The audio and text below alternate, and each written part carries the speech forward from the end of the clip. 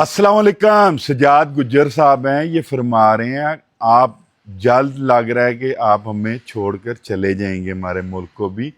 मेरे भाई आपकी बात ठीक है, बाहर थोड़ा सेटअप बनाने जा रहे हैं। वजह आपके सामने है। वजह कब तक जुल्म सहेंगे, कब तक खामोश रहेंगे?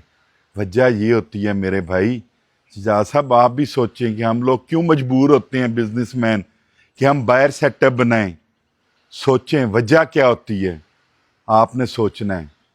आपने बात ठीक की है, मैं नहीं और भी बहुत बिजनेसमैन बाहर जाना चाह रहे हैं, सेटअप बनाना चाह रहे हैं। उसकी वजह आप दोस्तों ने बतानी है। ये सजाद साहब को भी छोड़ कर नहीं जा रहे, ना सोचने का सोचते हैं, लेकिन क्या करें।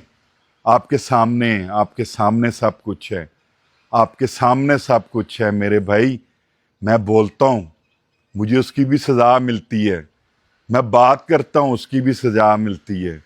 किसी को समझाने की कोशिश करता हूँ वो बात नहीं समझता, तो क्या करेंगे मुझे बताएं, क्या करेंगे?